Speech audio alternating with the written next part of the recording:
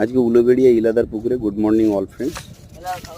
কাতলা স্পেশাল অমৃত লেপিং যেটা দেখিয়েছি সেটা প্রথম টোপ ফেলেছি ডান দিকের ছিপ, এই ছিপটাতে, এই সবুজ তালা প্রথম টোপ দিয়েছিলাম। কতক্ষণ হলো গো? 45 মিনিট, 1 ঘন্টার মতো হয়েছিল। একটা প্রচণ্ড বড় মাছ চানাচ্ছিল, সে মাছটা টোপও নিল, তার নতিজা দেখাচ্ছি। এইটা যাচ্ছে দ্বিতীয় টোপ, এটা অমৃত, কাতলা স্পেশাল অমৃত, আর গায়ে একটু ওএমএসআর পাউডার আছে, ঠিক আছে।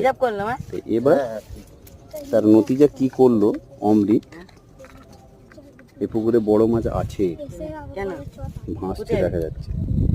মাছটা ঠিক এই চুঙি থেকে আরেকটু দূরে, মানে 30 ফুট দূরে মাছটা থাকা অবস্থায় মাছটা খুলে গেল। তার কাঁটার নতিজা নিশ্চয়ই দেখতে পাচ্ছেন, দেখুন কাঁটাটা কি হয়েছে। মাছটা খেয়েছিল খুব সুন্দর।